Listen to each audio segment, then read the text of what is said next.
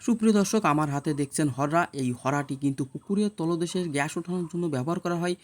প্রায় 64টি জেলায় এই হরা আমি ডেলিভারি দিয়েছি। আমার লোকেশন যশোর জেলা, মনিরামপুর থানা, কপালিয়া গ্রাম।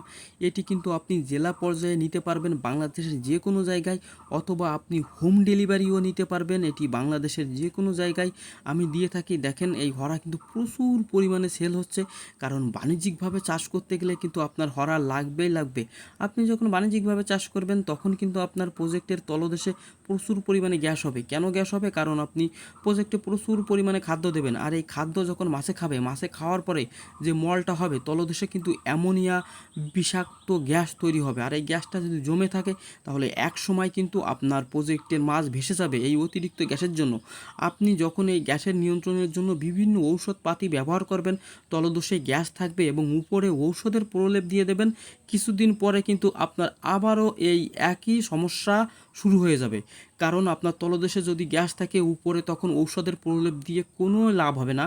আপনি অবশ্যই আপনার পুকুরের তলদেশের গ্যাস গ্যাস নিয়ন্ত্রণের জন্য যে কোনো ঔষধ ব্যবহারের আগে অবশ্যই আপনি এই হরাটি দিয়ে 1-2 দিন আগে পুকুরের তলদেশ গ্যাসটা মুক্ত করে তারপরে আপনি গ্যাসের ডোজ করবেন বা জীবাণুনাশক করবেন বা যে কোনো কিছু ব্যবহার করবেন, তাহলে কিন্তু আপনার প্রজেক্টে খুবই ভালো কাজ হবে।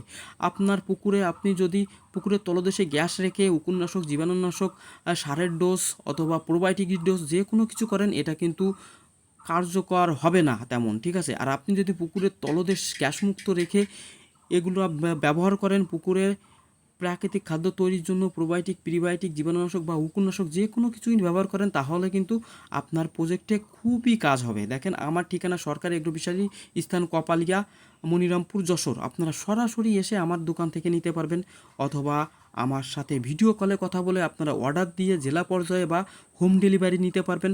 বর্তমানে কিন্তু আমার এই ছবি দেখিয়ে বিভিন্ন প্রতারক চক্র চাষিদের কাছ থেকে টাকা হাতিয়ে নিচ্ছে। আপনারা কিন্তু সরাসরি আমার সাথে কথা না বলে অথবা আমার লোকেশনে না এসে এই হরাটি আপনারা অর্ডার দেবেন না। অর্ডার দিলে কিন্তু আপনারা ঠকে যাবেন। আমি কিন্তু 6 থেকে 7 বছর এই অনলাইনে পণ্য বেচাকেনা করে আসছি। এছাড়াও মাছের বিভিন্ন পণ্য আমি বিক্রি করে থাকি।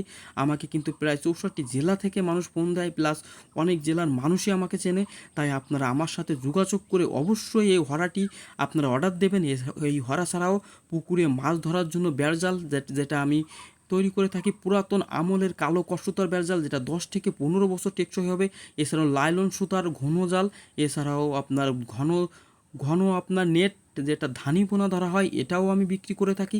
যে কোনো কিছু মাছ চাষের ব্যবহৃত পণ্য আমার কাছ থেকে নিতে চাইলে অবশ্যই সরাসরি আমার সাথে দেখা করবেন। দেখেন কত সুন্দর করে প্যাকিং করে এখানে 3টা হরা প্যাকিং করা হয়েছে। এছাড়াও সাইডে আরও একটা হরা ওখানে আছে, ওটাও প্যাকিং করা হবে। দেখেন, এই যে একটা হরা, এটাও প্যাকিং করা হবে। এছাড়াও ঘরের ভিতর আরও একটা আছে। এরকমভাবে প্রতিদিনই কিন্তু এই হরাটি চলে যাচ্ছে বাংলাদেশের বিভিন্ন জেলায়।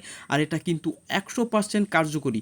এটা 100% যদি কার্যকর না হতো তাহলে কিন্তু এত পরিমাণে এই হরা সেল হতো না আমার দোকান থেকে। তাই আপনারা যারা নিতে চান অবশ্যই আমার সাথে যোগাযোগ করুন।